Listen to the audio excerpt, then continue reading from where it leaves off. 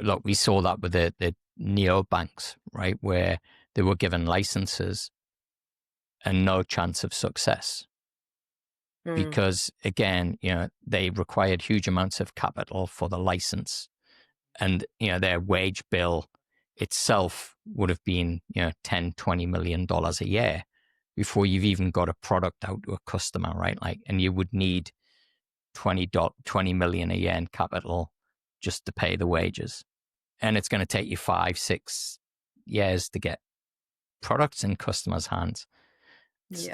There's no innovation doesn't stand a chance, right? So it's what do you think we could be doing better around that then? And what do you think kind of government regulators need to change in order, other than asking us to do the same submission 10 times over?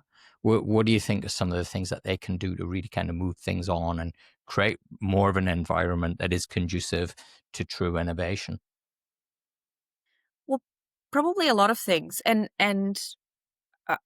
my understanding is that there are always several initiatives going and underway.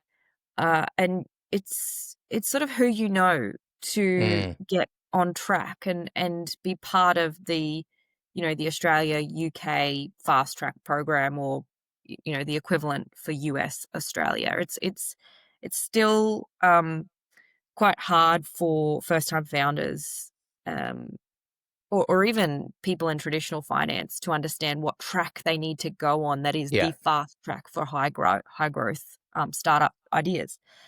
So, and that again is a feature of the lack of, I think, inclusive events that have that information free flowing. Yeah. We don't have a good sort of supportive network in Australia, or it's relative to what I see in overseas markets. It's not as free flowing with that really useful information. You need to get into something to get that information. So you take Singapore, for example, right? And I know, I was blown away when I went there in 2019 and saw what they were doing with fintech. I think kind of Steve's now kind of echoing exactly what I was saying in 2019 around digital assets. But I think the reason for that is that everything came from mass, and they got this really clear agenda that is inclusive, right? What blew me away in 2019 was how fintech was part of this broader picture of health, AI, agriculture, infrastructure, all of these things around, the kind of the North Star was the regions, or the world's biggest smart city by 2025 or 2030 or whatever it was. And that was the thing that kind of, meshed everything together, was, hey, none of these are going to be the thing that's going to get that goal. We got to bring them all together. Exactly. And I think we've seen some Southeast Asian countries, coming back to sort of crypto policy, they've introduced holistic packages.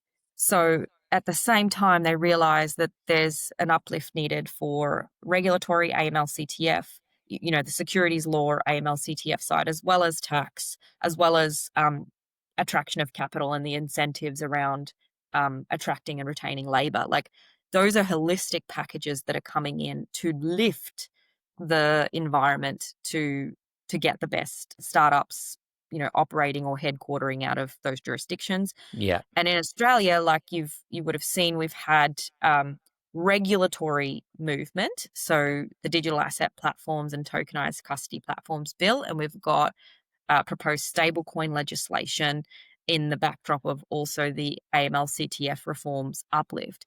But we still don't have tax, labor, attraction of capital, and retention of good capital. So, and you do need that full recipe list to do it, to move the dial.